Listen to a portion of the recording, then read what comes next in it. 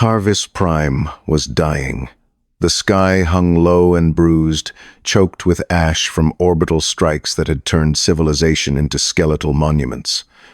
I stood among the rubble with 37 other survivors, hands zip-tied, knees stiff from kneeling on broken stone.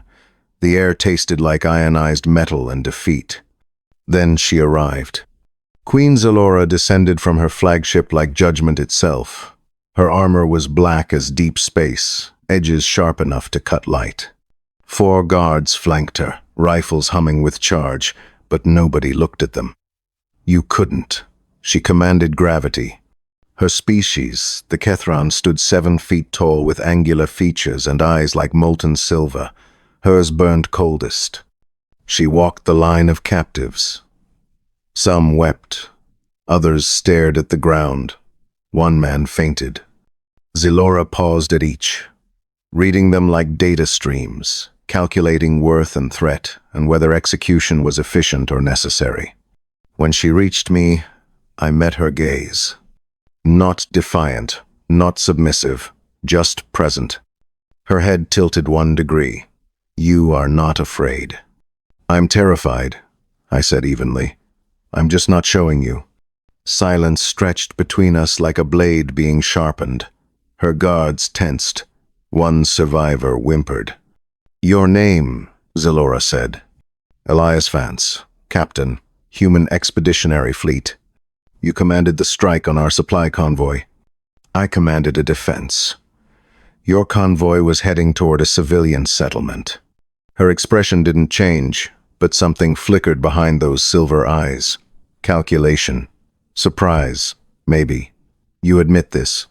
Lying wastes both our time. Then you confess to treason against the Kethran Empire. I almost laughed. Treason requires allegiance. I was never yours to betray. The guard to her left stepped forward, rifle raised. Zalora lifted 1 hand, a single finger, really, and he froze. Treason, she said slowly, is any act that disrupts the order I have built. You disrupted supply lines. You killed my soldiers. You made my empire bleed. She leaned closer.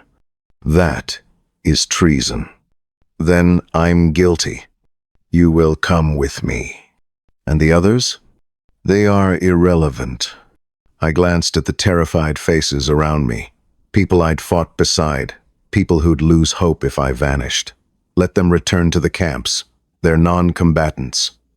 Zalora studied me like I was a puzzle missing pieces. Why do you bargain for insects? Because they're not insects. They're people. And I won't stop being human just because you've won. She stared at me for 5 long seconds. Then she turned to her second-in-command, a scarred Kethran named Vorath. Release them. Quarantine protocols. Vorath's jaw tightened, but he obeyed. Zalora looked back at me. You, however, are mine. Her flagship was called the Eternal Veil. It didn't hover, it loomed. A structure so massive it bent perspective, all black metal and cold geometry, like someone had weaponized architecture itself. I was marched through corridors that hummed with power, past soldiers who watched me like I was a virus in the system. They brought me to a processing chamber.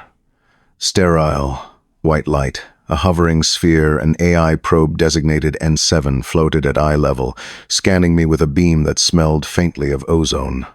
Species, human. Elevated cortisol. Probable stress response. N7 chirped. You'd be stressed too if you'd been arrested by the scariest woman in the galaxy, I muttered. N7's lens rotated. Queen Zalora's psychological profile registers as imposing, not scary. Tell that to my heart rate. Your heart rate is 89 beats per minute, elevated but stable. Conclusion, you are adequately frightened but functionally operational. Thanks, that's very comforting. N7 beeped. You are welcome. I wasn't sure if the AI had a sense of humor or if I was losing my mind. The interrogation room was stark. 1 table, 2 chairs, no windows. Zalora entered alone, which surprised me. No guards, no weapons visible, just her, backlit by cold overhead panels.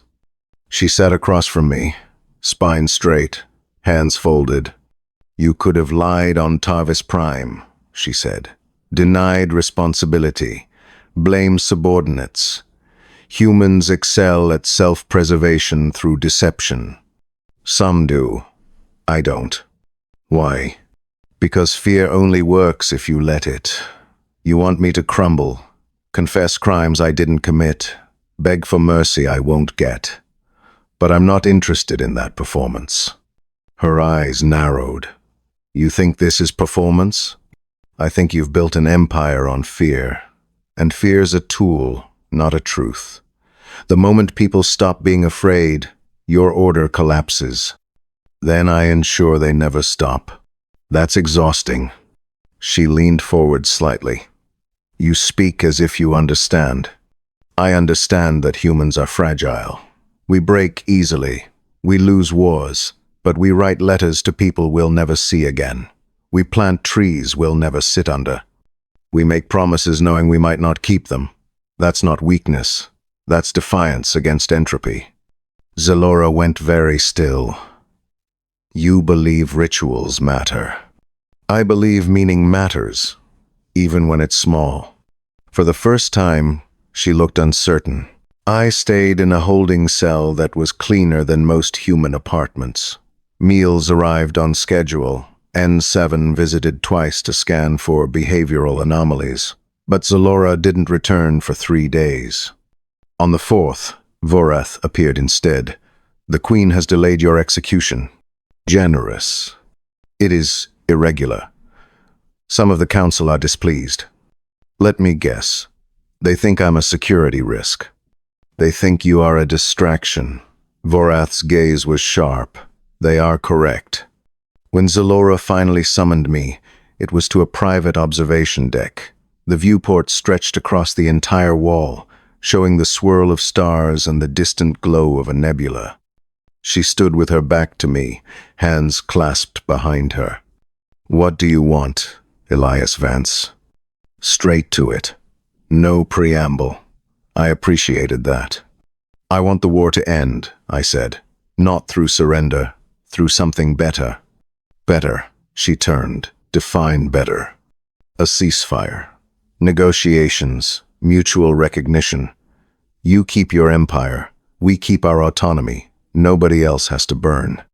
That is idealism. That's survival. Her expression was unreadable. "You speak as if I have not considered this." "Have you?" She didn't answer. Instead, she asked, "Do humans still write love letters?" The question landed like a stone in still water. "Some do," I said carefully. "Why?" "Because I have studied your species extensively. Your military tactics, your political structures, your cultural artifacts. And the one thing that confounds me is this. You write words to each other knowing they may never arrive. You carve names into trees that will outlive you.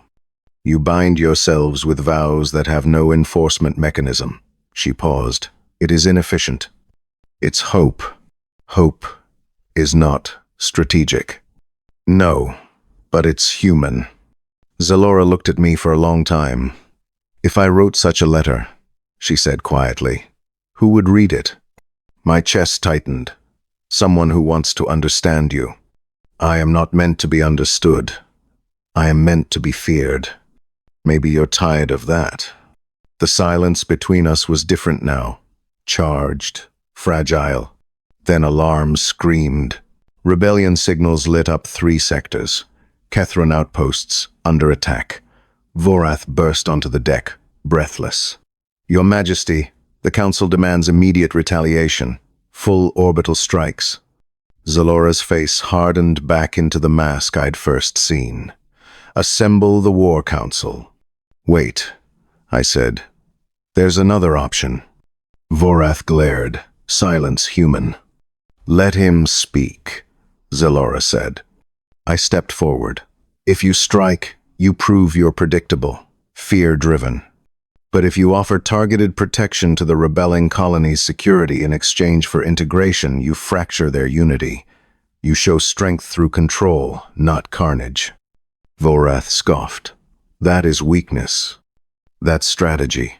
She doesn't lose power. She expands it. Zelora's eyes locked onto mine. You would have me show mercy. I would have you show intelligence. The room held its breath. Vorath, Zelora said. Deploy defensive fleets. No offensive strikes.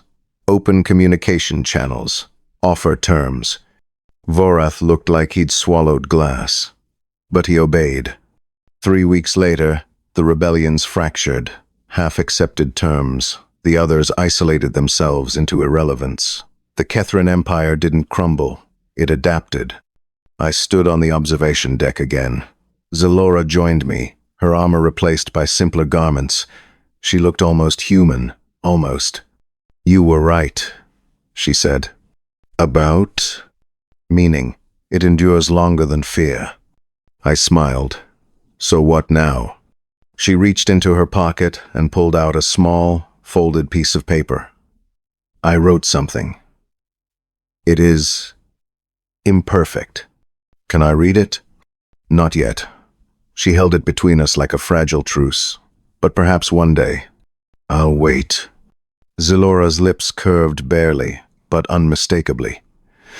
Humans, she murmured, always waiting for things that may never come. And yet we keep writing the letters.